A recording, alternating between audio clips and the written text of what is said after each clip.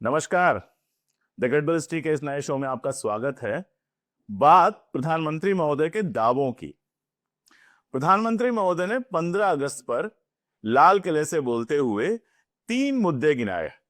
उन्होंने कहा देश को परिवारवाद से लड़ना है, देश को भ्रष्टाचार से लड़ना है और देश को तुष्टीकरण से लड़ना है और इन चीजों से मुक्ति दिलाने का वादा किया। तो मैंने सोचा कि जो मुक्तिदाता है, देश का मुक्तिदाता है, वो खुद इन चीजों से कितना घिरा हुआ है, इसकी जरा जांच कर लेते हैं। और जब सोचना शुरू किया, मैंने पढ़ना तो बाद में शुरू किया, जब सोचना शुरू किया तो सबसे पहला नाम आया मोहन मधुकर भागवत का। अब आप कहेंगे मैं मोहन मधुकर भागवत क्यों कह रहा हूं, मोहन भागवत क्यों नहीं कह रहा हूं, जो उनका आमतौर पर जाना माना नाम है। वो इसलिए कह रहा हूं कि मोहन भागवत जो राष्ट्रीय स्वयंसेवक संघ के सरसंघ चालक हैं, वो तो खुद परिवारवाद से आए हैं। उनके पिता मधुकर भागवत आरएसएस में थे, गुजरात के प्रमुख रहे हैं वो और महत्वपूर्ण नेताओं में रहे हैं। उनके बेटे हैं मोहन भागवत, मधुकर भागवत के बेटे मोहन भागवत, वो भी उनके पीछे पीछे संघ में आए, महत्वपूर्ण पदों पे रहे और सरसंघ चालक तक पहुंचे। तो भाई, इस गंगा की जो गंगोत्री है, मुझे तो वंशवाद वहीं मिल गया। तो गंगोत्री की बात हो गई, अब गंगा पे आते हैं। मोदी सरकार के एक बहुत महत्वपूर्ण मंत्री हैं पीयूष गोयल साहब, अक्सर टीवी पे दिखाई देते हैं। पीयूष गोयल कौन है? अगर मोहन मधुकर भागवत के तर्ज पे ही कहें तो पीयूष जी का पूरा नाम हो जाएगा पीयूष वेद प्रकाश गोयल। और वेद प्रकाश गोयल कौन थे? वो भी एक्स कैबिनेट मिनिस्टर रहे हैं, यानी पीयूष गोयल भी वंशवाद से आए हैं। धर्मेंद्र प्रधान के जो पिता थे देवेंद्र प्रधान जी, वो भी सांसद रहे हैं। धर्मेंद्र प्रधान भी आप जानते हैं केंद्रीय मंत्री हैं। अनुराग ठाकुर, गोली मारो डैश डैश डैश वाले जो मंत्री हैं, उनके पिता प्रेम कुमार धूमल हैं, वो हिमाचल प्रदेश के मुख्यमंत्री रहे हैं। जो कड़ी निंदा वाले हमारे आदरणीय राजनाथ सिंह जी हैं, सीनियर मोस्ट मिनिस्टर्स में से हैं, उनके पुत्र पंकज सिंह नोएडा से एमएलए। हालांकि वरुण गांधी की आजकल सत्ता से बहुत पट नहीं रही है, लेकिन है तो वो भी मेनका गांधी जी के बेटे। दुष्यंत सिंह, ना दुष्यंत चौटाला की बात नहीं कर रहा मैं, आदरणीय वसुंधरा राजे सिंधिया, राजस्थान की पूर्व मुख्यमंत्री, उनके पुत्र दुष्यंत सिंह की बात कर रहा हूं, जो आजकल मेंबर पार्लियामेंट। वीएस येदियुरप्पा का नाम आपने सुना होगा, कर्नाटक के पूर्व मुख्यमंत्री रहे हैं, इस बार चुनाव हार गई कर्नाटक में भाजपा। उनके बेटे हैं वाई राघवेंद्र, वो भी मेंबर पार्लियामेंट है। रमन सिंह छत्तीसगढ़ के पूर्व मुख्यमंत्री हैं, उनके बेटे हैं अभिषेक सिंह, वो भी पूर्व सांसद हैं, हार गए। नारायण राणे, जिनका संसद में अभी हाल का बिहेवियर बहुत चर्चा में रहा, उनके बेटे हैं नितेश राणे, वो भी विधायक हैं। अश्विनी कुमार चौबे, केंद्रीय मंत्री जी, जिनका अक्सर जिक्र होता रहता है, उनके पुत्र हैं अरिजीत चौबे, वो भागलपुर से भाजपा के प्रत्याशी थे, हार गए। देवेंद्र चौधरी साहब का आपने नाम सुना होगा, उनके पिता थे कृष्णपाल गुर्जर, जो केंद्रीय मंत्री थे। और भारतीय जनता पार्टी के केंद्रीय मंत्री ज्योतिरादित्य सिंधिया जी का तो कहना ही क्या है। पिताजी कांग्रेस में जीवन भर रहे, बड़े नेता थे।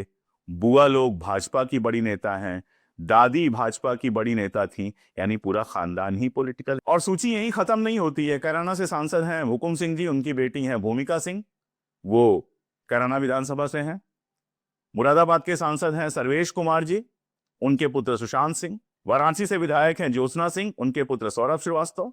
ओम प्रकाश सिंह के पुत्र अनुराग सिंह, स्वामी प्रसाद मौर्य के पुत्र उत्कर्ष मौर्य, कमलेश पासवान जी के भाई विमलेश पासवान, रविंद्र कुशवाहा के भाई जयनाथ कुशवाहा, पूर्व सांसद रमाकांत यादव के पुत्र अरुण यादव, पूर्व विधायक कृष्णानंद राय की पत्नी अलका राय, उदयभान कांवरिया जी आजकल जेल में हैं, उनकी पत्नी नीलम कांवरिया, ब्रह्मदत्त द्विवेदी भाजपा के बड़े नेता रहे हैं, पूर्व मंत्री रहे हैं, उनके बेटे सुनील दत्त द्विवेदी, प्रेमलता कटियार जी पूर्व कैबिनेट मंत्री रही हैं, उनकी बेटी नीलिमा कटियार, राजस्थान के राज्यपाल कल्याण सिंह जी, जो उत्तर प्रदेश के पूर्व मुख्यमंत्री हैं, उनके पौत्र संदीप सिंह, लाल बहादुर शास्त्री के पौत्र सिद्धार्थनाथ सिंह, बाबूराम बलवंत की पुत्री संगीता बलवंत विंद, सांसद कौशल किशोर की पत्नी जयदेवी, लालजी टंडन के बेटे आशुतोष टंडन, हेमवती नंदन बहुगुणा की बेटी रीता बहुगुणा जोशी, कांग्रेस सांसद रहे हैं संजय सिंह, उनकी पत्नी गरिमा सिंह, जुगल किशोर पूर्व सांसद हैं, उनके पुत्र सौरभ सिंह, हरिदमन सिंह की पत्नी पक्षालिका सिंह, अभिलाषा गुप्ता के पति नंदगोपाल गुप्ता, नंदी कहा जाता है, और उत्तर प्रदेश के पूर्व मुख्यमंत्री वीर बहादुर सिंह के बेटे फतेह बहादुर सिंह। कितनी लिस्ट गिनवाऊं, अगर आप लिस्ट गिनवाना पूरे देश की शुरू करेंगे तो दिन भर मैं यहां खड़ा होके लिस्ट गिनवाता रह जाऊंगा। यह है भाजपा का अपना परिवारवाद। तो क्या परिवारवाद इस तरह से दूर किया जाएगा? देश को, देश की राजनीति को परिवारवाद से जो मुक्ति दिलाई जाएगी वो ऐसे दिलाई जाएगी। इसमें जोड़ना हो तो शरद पवार के भतीजे को भी जोड़ लीजिए, अजित पवार। भ्रष्टाचार वाले मामले पे उन पे विस्तार से बात होगी। दरअसल परिवारवाद का पूरा मामला क्या है? जिनके बाप दादे आजादी की लड़ाई में लड़े, उस समय सक्रिय रहे और उस समय कांग्रेस में बड़े पदों पे गए, उनके बच्चे भी राजनीति में आए। सरदार पटेल के बच्चे भी राजनीति में थे। अगर आप देखेंगे तो आदरणीय स्वर्गीय प्रधानमंत्री लाल बहादुर शास्त्री के बच्चे भी राजनीति में हैं। और भी आप जितने सीनियर नाम लेते जाएंगे वो राजनीति में आए। थोड़ा सहज भी है, बाप अगर राजनीति में है, पूरा खानदान राजनीति में है, तो बेटे का राजनीति में आ जाना वैसे ही सहज है जैसे बाप अगर डॉक्टर है तो बेटे का डॉक्टर बन जाना। लेकिन प्रधानमंत्री महोदय जो हैं, वो जिस पार्टी में हैं, उसके जो पुरखे थे वो तो आजादी की लड़ाई में शामिल हुए नहीं। आजादी की लड़ाई से बाहर रहे, तो जाहिर है उसके बाद जब देश में सत्ता बनी तो उससे भी बाहर रहे। अब जाके सत्ता मिली है, पहली बार अटल बिहारी वाजपेयी जी बने, उसके बाद 2 बार मोदी जी बन चुके हैं। तो देखिएगा अगले 10-15 सालों में ये जो परिवारवाद है वो भाजपा में इस तरह से दिखाई देगा कि आपको खुद आश्चर्य होगा। मध्य प्रदेश में चुनाव है, शिवराज सिंह चौहान के बेटे प्रचार कर रहे हैं। नाम गिनाना शुरू करूं तो मध्य प्रदेश का कोई ऐसा बड़ा नेता नहीं होगा जिसके बच्चे राजनीति में नहीं होंगे। हां, मोदी जी का परिवारवाद नहीं हो सकता है, उसका कारण आप जानते हैं। तो परिवारवाद से मुक्ति मिलेगी परिवारों को अपनी पार्टी में शामिल करके। असलियत यह है कि यह दावा पूरी तरह से फर्जी है। सारी दिक्कत एक परिवार से है। आप जानते हैं कौन सा परिवार, नाम लेने की जरूरत नहीं है। सारी दिक्कत एक परिवार से है, क्योंकि वो एक ऐसा परिवार है जो भारतीय जनता पार्टी में कभी शामिल नहीं होगा, कभी नरेंद्र मोदी की नफरत की राजनीति को तालियां बजाकर स्वीकार नहीं करेगा। असल प्रॉब्लम यहां से है। परिवारवाद से भाजपा को कहीं कोई दिक्कत नहीं है। मैं आज यहां भविष्यवाणी कर रहा हूं कि 10 साल बाद आप देखिएगा भाजपा की पहली पंक्ति के जितने नेता होंगे उसके 80% नेता इनके परिवारों से आए होंगे, और अभी भी बड़ी संख्या ऐसी आ चुकी है। अब आते हैं दूसरे मुद्दे पर, भ्रष्टाचार। 2014 में बड़ा हल्ला था भ्रष्टाचार का, और जो कांग्रेस सरकार गई बेसिकली भ्रष्टाचार के मुद्दे पे गई। तो प्रधानमंत्री आदरणीय, परम आदरणीय नरेंद्र मोदी जी हमको भ्रष्टाचार से मुक्ति दिलाना चाहते हैं। यही मुक्ति दिलाने के लिए कुछ दिन पहले उन्होंने अजित पवार और नेशनलिस्ट जो कांग्रेस है उसको सबसे बड़ा भ्रष्टाचारी कहा। अब जो सबसे बड़ा भ्रष्टाचारी था उससे सबसे पहले मुक्ति चाहिए थी, तो उन्होंने उस सबसे बड़ी भ्रष्टाचारी पार्टी के सबसे बड़े भ्रष्टाचारी व्यक्ति और साथ में परिवारवादी भी, क्योंकि शरद पवार के भतीजे हैं अजित पवार, उन अजित पवार को अपनी पार्टी में शामिल कर लिया। और ये इकलौती घटना नहीं है। उत्तर पूर्व की राजनीति में बड़ा नाम है हेमंता बिस्वा शर्मा का। हेमंता बिस्वा शर्मा जो है असम के मुख्यमंत्री हैं, कांग्रेस में थे और तरुण गोगोई सरकार में मंत्री थे। लेकिन 2011 के चुनाव के बाद हेमंता और गोगोई के बीच रिश्ते खराब हो गए। इतने खराब हो गए कि जुलाई 2014 में हेमंता ने कांग्रेस से इस्तीफा दे दिया। वो कहानी तो आप जानते ही हैं। हेमंता बिस्वा शर्मा कहते हैं कि वो राहुल गांधी से मिलने गए और राहुल गांधी ने उनको वही बिस्किट ऑफर किए जो अपने कुत्ते को खिला रहे थे। खैर, वो अच्छी घटना नहीं थी, लेकिन वो घटना चूंकि बार बार हेमंता खुद याद करते रहते हैं, इसलिए मुझे लगा आपको बता दूं। खैर, बात हो रही थी भ्रष्टाचार की। वैसे कांग्रेस छोड़ने की कहानी इतनी सीधी नहीं है। ये वो टाइम था जब उनका नाम शारदा चिट फंड घोटाले में आया था। अगस्त 2014 में एक दिन अचानक हेमंता के गुवाहाटी में जो उनका घर है वहां पर सीबीआई ने मारी रेड। सीबीआई की एक टीम जो है वो गुवाहाटी के एक मीडिया हाउस में गई थी, जिसकी प्रमुख जो थी वो शर्मा की पत्नी है, श्रीमती रिनिकी भूयान शर्मा जी। इस घटना के तुरंत बाद 2014 के ही नवंबर महीने में हेमंता बिस्वा शर्मा से सीबीआई ने कोलकाता में पूछताछ की और कई घंटे तक, उस समय मीडिया रिपोर्ट्स में दावा किया गया कि शर्मा ने शारदा कंपनी के मालिक और घोटाले के मुख्य आरोपी सुदीप सेन से रिश्वत ली थी। आरोप यह लगा था कि उन्होंने सेन को बिजनेस में सरकारी सपोर्ट देने के लिए हर महीने 20 लाख रुपए पहुंचाने के लिए कहा था। मामला आगे बढ़ा, हाईकोर्ट पहुंचा। जनवरी 2015 में गुवाहाटी हाईकोर्ट ने चिटफंड कांड की जो जांच थी वो सीबीआई को सौंप दी।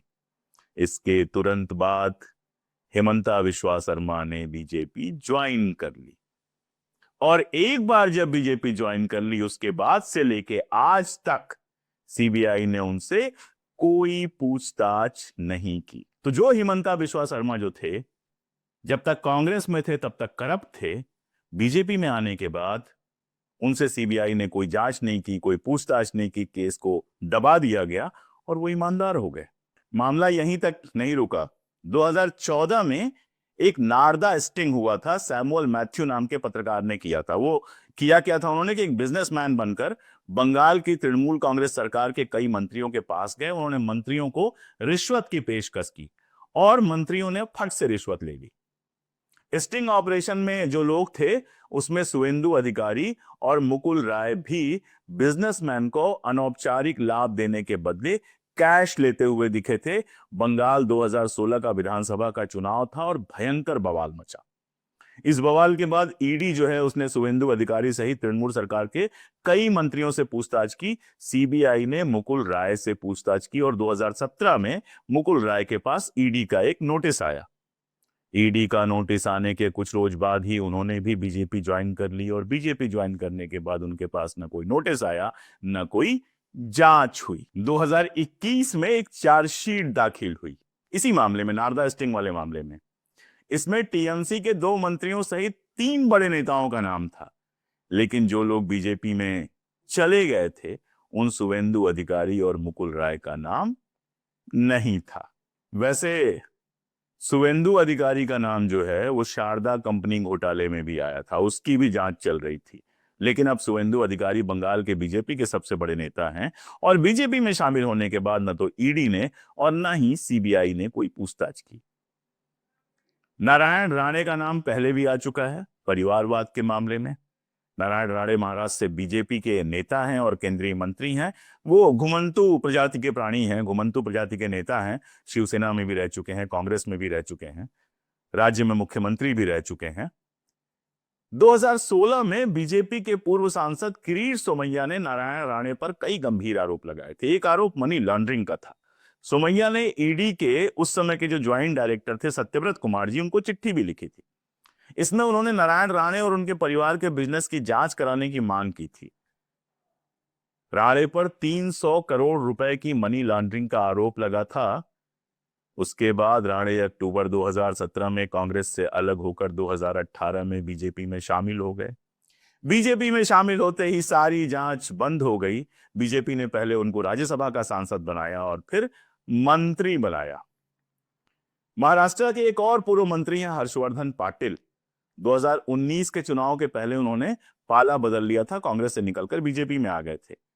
अक्टूबर 2021 में उन्होंने पुणे में एक कार्यक्रम में कहा था कि अब भाजपा में जब से मैं आ गया हूं सब कुछ बहुत आसान और शांतिपूर्ण है। मुझे चैन की नींद आती है क्योंकि अब कोई पूछताछ नहीं होनी। महाराष्ट्र में उनके एक और सहयोगी हैं बीजेपी सांसद संजय पाटिल। उन्होंने भी सांगली में एक कार्यक्रम में कहा था, ईडी मेरे पीछे नहीं पड़ेगी क्योंकि मैं भाजपा का सांसद हूं। तो दरअसल भाजपा भ्रष्टाचार से मुक्ति नहीं करा रही है, भाजपा अपने सदस्यों को ईडी और सीबीआई से मुक्त करा देती है। इसीलिए तो मीनाक्षी लेखी जी संसद में कहती हैं कि चुप रहो नहीं तो तुम्हारे घर ईडी भेज देंगे। ईडी नहीं हुआ, आपके घर का नौकर हो गया कि आप जहां चाहेंगे उसको भेज देंगे। और एक रिकॉर्ड ये भी तो है कि पिछले 8-9 सालों में किसी भाजपाई नेता के यहां ईडी और सीबीआई नहीं गई। जो लोग भाजपा में आने से पहले करप्ट थे वो लोग भाजपा में आने के बाद बिल्कुल साफ सुथरे हो जाते हैं। इसीलिए बहुत सारे लोग भाजपा को दुनिया की सबसे बड़ी वॉशिंग मशीन कहते हैं। लेकिन सिर्फ इतना ही नहीं है कि बाहर से आए हुए लोग घोटाला कर रहे हैं, अंदर वाले भी कम नहीं है।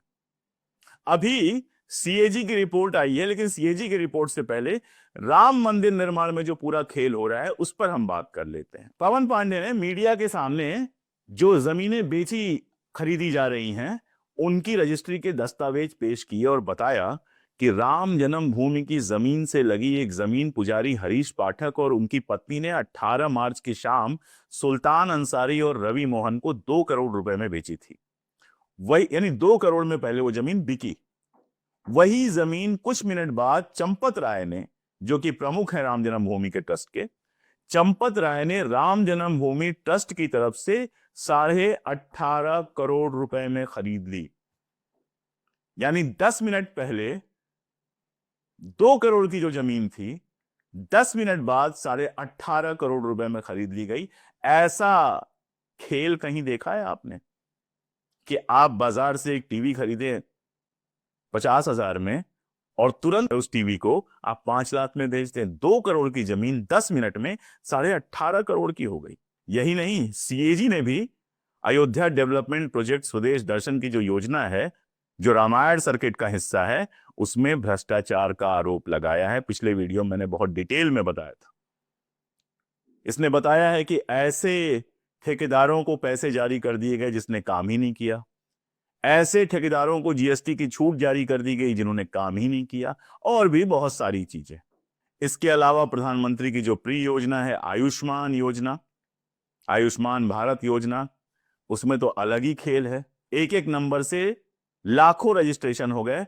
जो मोबाइल नंबर फर्जी हैं, यानी उस नंबर से कोई सिम कभी इशू हुई ही नहीं है। उसके बाद द्वारका एक्सप्रेसवे की कहानी आई। ये कहा गया, सीएजी ने कहा कि 18 करोड़ लागत लगनी थी, वहां 250 करोड़ पर किलोमीटर की लागत लग गई। अगर आप देखेंगे तो सैकड़ों करोड़ का घोटाला है। दुनिया भर के घोटालों के आरोप लगे हैं, सीएजी के रिपोर्ट से आए हैं। फर्क बस इतना आया है, जो मुक्ति मिली है वो हमें ईमानदार मीडिया से मुक्ति मिल गई है। गोदी मीडिया, जो 2014 के पहले सीएजी की रिपोर्ट आने के बाद बवाल मचा देता था, अब इसको ढकने तोपने में लगा हुआ है। तो भ्रष्टाचार से मुक्ति नहीं मिल रही है। भ्रष्टाचार सीएजी की रिपोर्ट बताती है, और जो भ्रष्टाचारियों की मैंने लिस्ट बताई कि भ्रष्टाचार तो बदस्तूर जारी है, बस इसकी सूचना लोगों तक ना पहुंचे, इसका इंतजाम कर दिया गया है। तो परिवारवाद की तरह ही भ्रष्टाचार भी है, यानी कि अपने जो नेता हैं उनका परिवारवाद बुरा नहीं है, अपने जो नेता हैं वो उनका भ्रष्टाचार बुरा नहीं है। हाँ, विपक्ष का कहीं कोई आरोप लग जाए तो बवाल हो जाता है। अब आखिरी मुद्दे पे बात करते हैं तुष्टीकरण के। तुष्टीकरण किसको कहा जाता है? ये आरएसएस बीजेपी जनसंघ द्वारा निकाला गया शब्द है। कांग्रेस के ऊपर आरोप यह लगाया गया कि मुसलमानों को तुष्ट किया जा रहा है, अलग से किया जा रहा है। अल्पसंख्यकों के लिए बहुत सारी योजनाएं हैं, दुनिया के हर देश में होती हैं, लेकिन अल्पसंख्यक सिर्फ मुसलमान तो नहीं है, जैन भी हैं, सिख भी हैं, पारसी भी हैं, उन सबको इन सुविधाओं का लाभ मिलता है। इन्हीं सुविधाओं को कहा गया तुष्टीकरण। अब कितना तुष्टीकरण हुआ था वो तो सच्चर आयोग की रिपोर्ट ही बता रही थी आपको, जिसमें पता चला कि मुसलमानों की सामाजिक आर्थिक स्थिति आज भी कितनी पिछड़ी हुई है। लेकिन तुष्टीकरण क्या एक ही तरह का होता है? क्या दूसरी तरह का तुष्टीकरण नहीं होता है? जब दिन रात बजरंग दल और कौन कौन से दल बन गए हैं, अभी नूह की घटना आप जानते हैं, जब मुसलमानों को गालियां देते हैं तो ये क्या कर रहे होते हैं? दरअसल ये हिंदुओं की भावनाएं भड़का रहे होते हैं, उनका तुष्टीकरण कर रहे होते हैं। जब आप कहते हैं हज यात्रा से सब्सिडी छीन लेंगे, लेकिन धार्मिक यात्राएं देश के अंदर कभी केजरीवाल साहब, कभी कोई और मुफ्त में कराने की बात करता है हिंदुओं की, तो क्या यह तुष्टीकरण नहीं है? जब बार बार हिंदुओं के नाम लेकर यह कहा जाता है कि आपके लिए इस हो रहा है, आपके लिए यह हो रहा है, तो क्या यह तुष्टीकरण नहीं है? दरअसल लोकतंत्र में जो कमजोर हैं, चाहे वो दलित हों, चाहे पिछड़े हों, चाहे आदिवासी हों, चाहे अल्पसंख्यक हो, चाहे महिलाएं हैं, उनको अलग से सुविधाएं देना सारी दुनिया में एक माना हुआ तरीका है उनको आगे बढ़ाने के लिए। इसको ऐसे समझिए, आपके 2 बेटे हैं, एक बेटा तो बिल्कुल ठीक ठाक है, फिट है, दिमाग से अच्छा है, तेज है, लेकिन दूसरा बच्चा है जो थोड़ा कमजोर है, जो थोड़ा बीमार रहता है, तो उसके लिए अलग से पौष्टिक खाना अगर आप देंगे, अगर उसका अलग से ध्यान देंगे, तो ये तुष्टीकरण नहीं होता है। असल में यही बराबरी होती है, जिसमें कमजोर जो हैं उनको ताकत दी जाए। इसके उलट जो मजबूत हैं, अगर उनको ताकत दी जाए और कमजोर को दबाया जाए, तो ये तानाशाही होती है। ये वाला जो तुष्टीकरण है वो देश के लिए भी नुकसानदायक होता है, समाज के लिए भी नुकसानदायक होता है। तो ये तीनों मुद्दे मैंने आपके सामने उठाए। परिवारवाद मैंने आपको लिस्ट गिना दी कि मोहन भागवत जी से लेके, हाँ एक परिवारवाद छूट गया था, वो भी मैं आपको बता दूं। समाजवादी पार्टी ने यह आरोप लगाया है कि जो हमारे उत्तर प्रदेश के माननीय मुख्यमंत्री हैं योगी आदित्यनाथ जी, उनको जब गोरखपुर पीठ के महंत अवैधनाथ जी लेकर आए थे तो दरअसल इसलिए लेकर आए थे क्योंकि वो उनके भाई के लड़के थे। तो आदित्यनाथ जी अवैधनाथ जी के भतीजे हुए। आदित्यनाथ जी भी सांसद रहे, अवैधनाथ जी भी सांसद रहे, अवैधनाथ जी पीठ पर थे, अवैधनाथ जी के बाद आदित्यनाथ जी को पीठ पर ले आया गया। ये भी एक तरह का परिवारवाद सपा ने आरोप लगाया है। तो परिवारवाद पे लेके मैंने आपको बताया कि दरअसल उनको अपनों के परिवारवाद से दिक्कत नहीं है, सिर्फ एक उस परिवार से दिक्कत है जिसको वो कभी साध नहीं पाएंगे, जिसको कभी अपने अम्ब्रेला के नीचे ले नहीं पाएंगे। भ्रष्टाचार में उनको उन भ्रष्टाचारियों से कोई दिक्कत नहीं है जो उनकी पार्टी में शामिल हो जाते हैं, उनके खिलाफ जांच बंद हो जाती है। और तुष्टीकरण वो कमजोरों का, गरीबों का, वंचितों का, दलितों का, आदिवासियों का, महिलाओं का, अल्पसंख्यकों का नहीं, बल्कि मजबूत लोगों का करना चाहते हैं ताकि इस देश में तानाशाही के लिए आधार बन सके। तय आपको करना है कि आप इन सब चीजों के खिलाफ हैं या नहीं हैं।